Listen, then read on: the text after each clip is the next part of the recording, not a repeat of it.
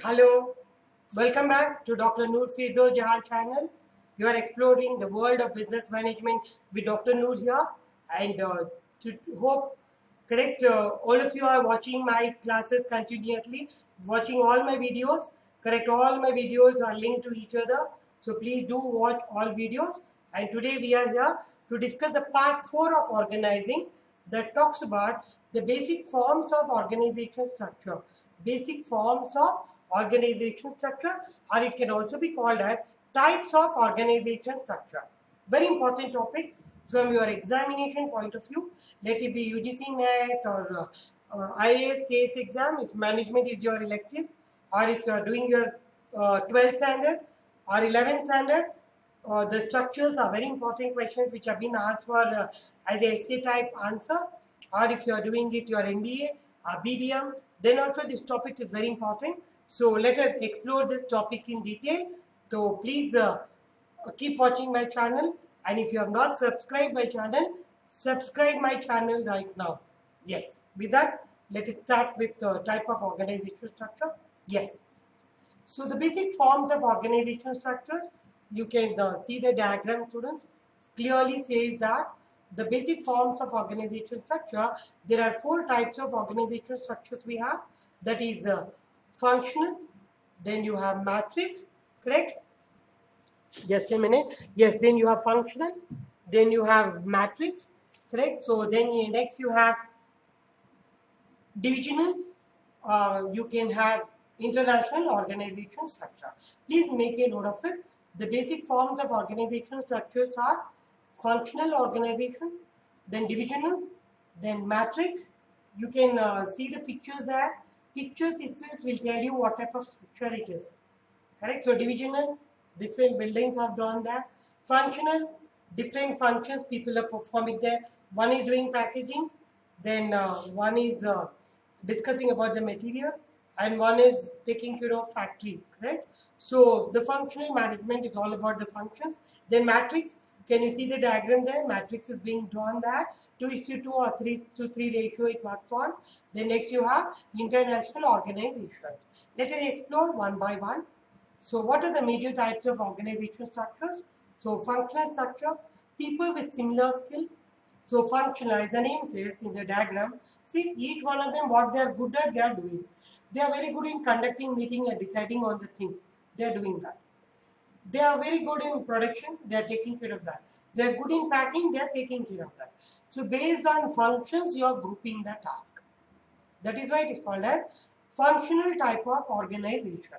So functional structure, people with similar skills and performing the similar tasks are grouped together into a formal work unit. So people with similar skills and performing similar tasks. So people with similar skills and performing similar tasks are grouped together into a formal work unit.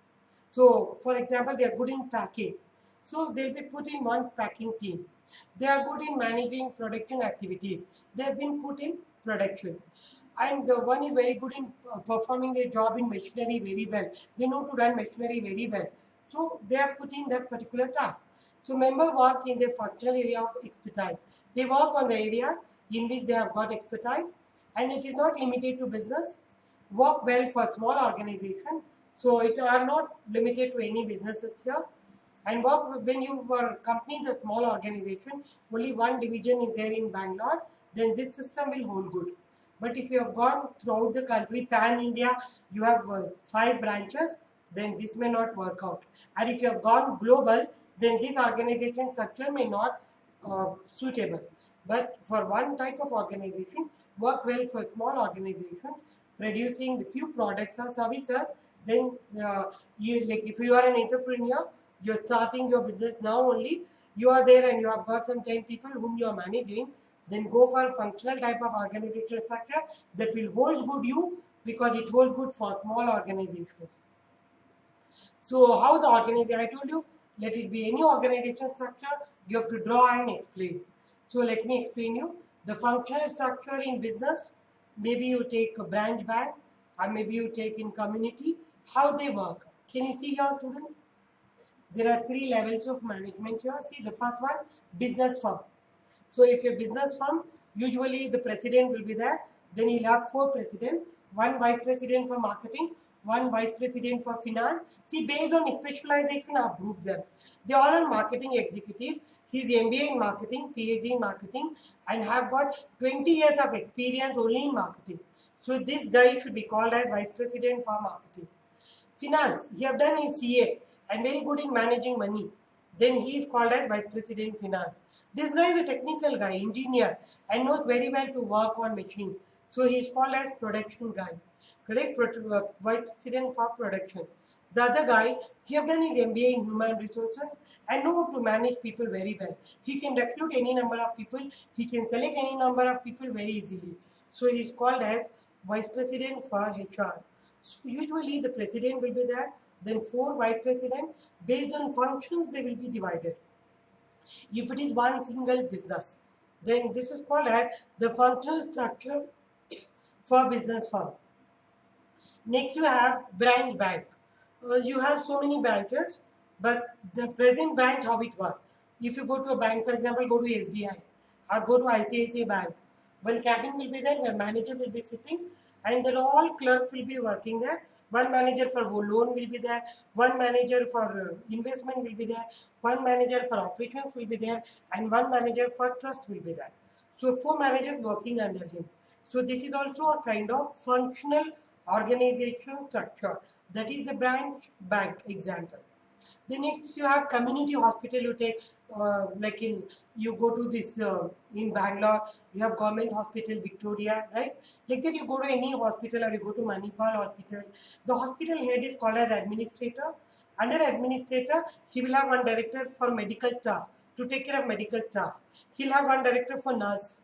He will have one director for clinic and one director for all patient related services. So one administrator will run, maybe he is the owner of the hospital, he will run the 4 different directors, will report to him, one on medical staff, one on nursing, one on cleaning, one on patient. And trust me, all of them are specialized in those. The person who's a medical staff knows very well, he specialized in managing the medical people, but he don't know how to manage nurses. Second director knows how to manage nurse. He can't have the senior doctors and all. He don't know how to manage. Then clinic he can handle. He cannot handle the nursing. Then the patient services he can take care well. But managing nursing, medical staff and all is not his cup of tea. So what they are specialized at, we are asking them to do the job. That kind of structure, we call it as the division, correct? Functional type of organizational structure.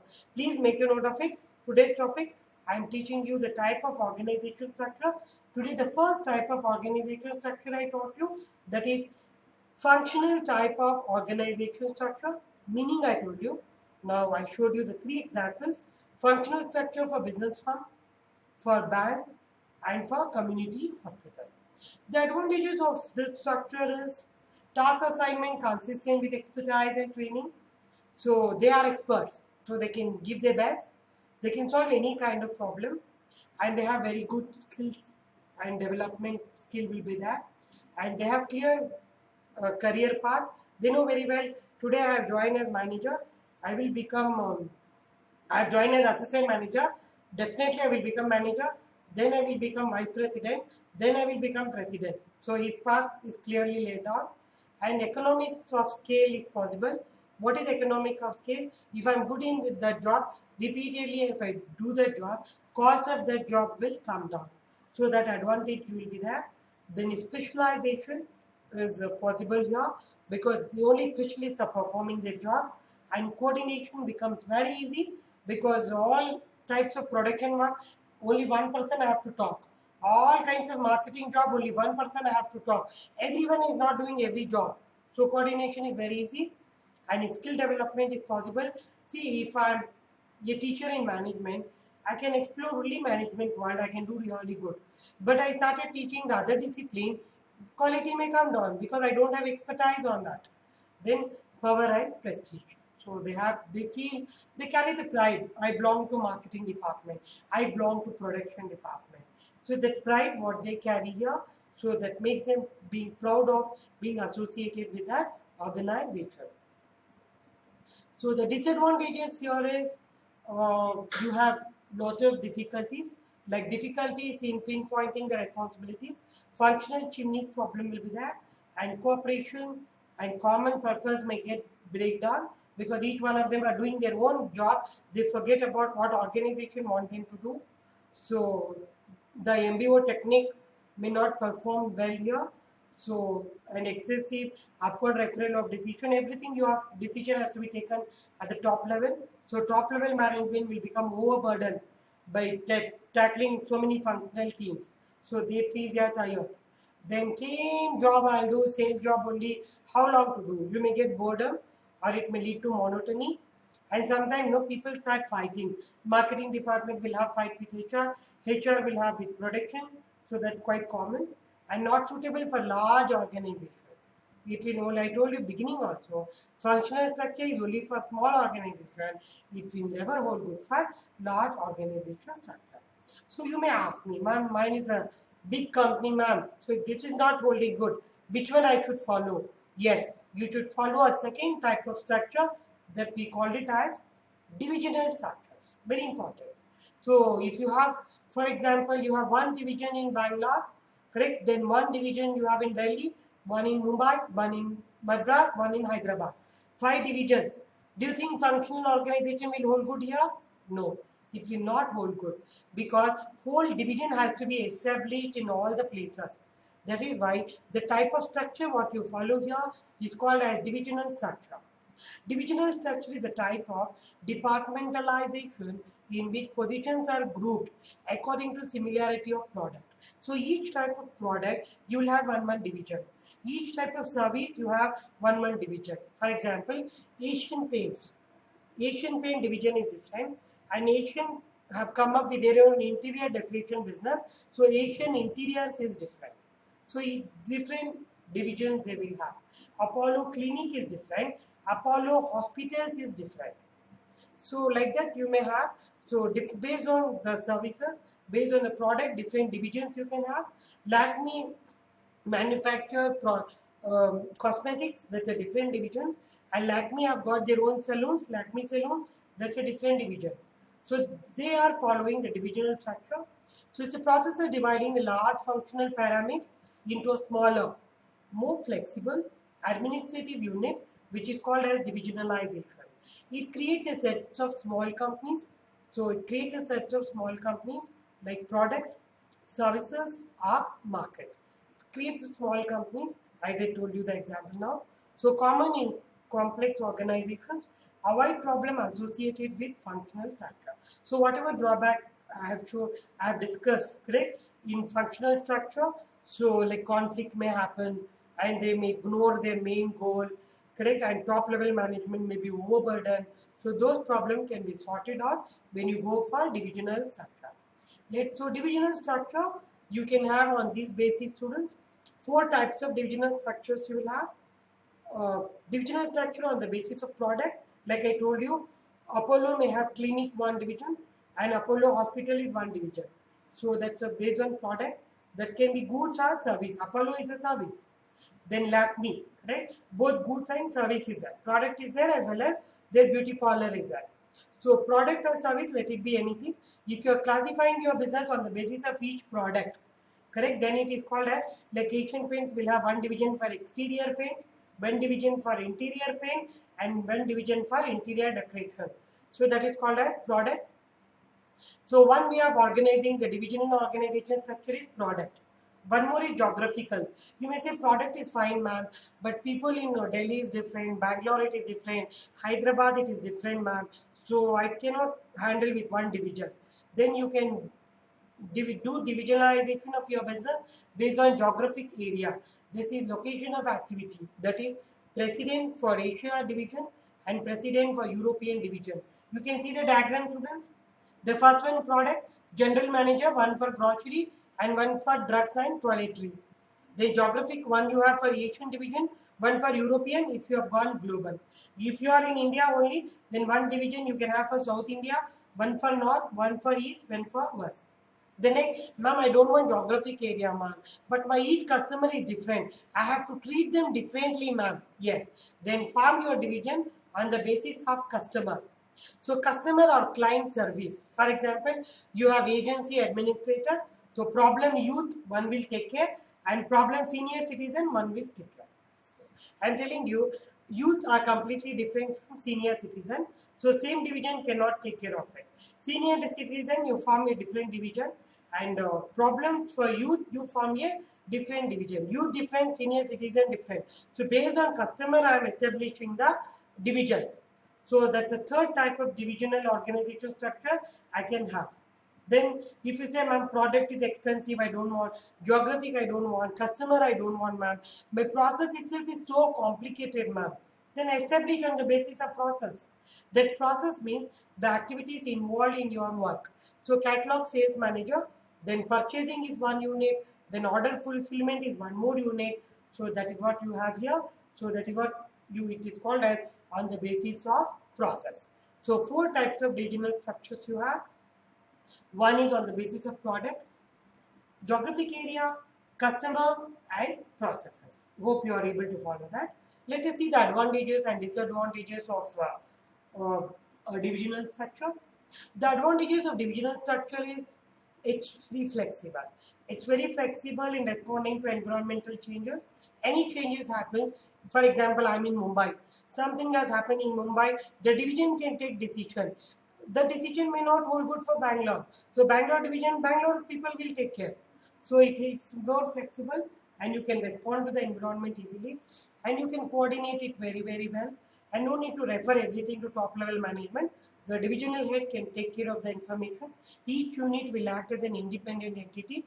Then clear point of responsibility. Each one they know very well. I'm in Bangalore, I know very well. The Bangalore market growth I have to take care. He's in Hyderabad, he knows very well. He has to take care of the growth in Hyderabad. If he's in Delhi, he knows very well. Delhi part he has to take care. So expertise focus on specific customers, products or region and greater ease in restructuring. Whenever you want to restructure or reform, it's very easy to do here. Functional is very complicated because all marketing function in one place it is done. But in divisional, it's quite easy to do that. These are the advantages of divisional structure. So if you have a large organization with so many products, go for product type of divisional structure. You have a large organization with so many types of customers, go for customer type of divisional structure. But you are a large organization spread across geographic area, go for geographic organization structure. But you have a different types of product, then go for product type of organization structure. So those are the four bases on which you can do it. These are the advantages you have there. What are the drawbacks? The drawbacks of this structure is, okay, what are the potential disadvantages of divisional structure? So divisional structure, what happens is, here each unit, see for example in Bangalore, I need to have marketing for HR marketing, production, function, everything should be there. Hyderabad, everything should be there. Delhi, everything should be there. So it creates duplication of resources and effort. So a lot of money is involved here. So you have one HR manager in Delhi, one in Hyderabad, one in Bangalore. But in functional, it is not like that. One HR manager only will take care of all. So that duplication is there here. But if your organization is very large size, then you should not care for duplication. You should go for this method. Then competition and poor coordination across division. So across division, sometimes what happens? No, Delhi will start competing with Bangalore. Bangalore will start competing with Hyderabad. They forget that they all belong to one boss. They all belong to one goal. They all belong to one organization. They forget. Then competition will start. Then coordinating becomes very, very difficult. So that's one drawback here. We have to tell them you're part of one organization. Don't compete with each other. We have to tell them. If you're not telling, then it becomes difficult. Then emphasizes on divisional goals. So they focus so much on their division that they forget the organization goal. What is the purpose of our being here? What is that we have to do? That itself they will ignore. So that's a drawback of divisional organization structure. Yes, students, we are in this class you learned about the type of or forms. The topic can be forms of organization structure or type of organization structure. I taught you two types of organization structure here. Totally four types of structures are there.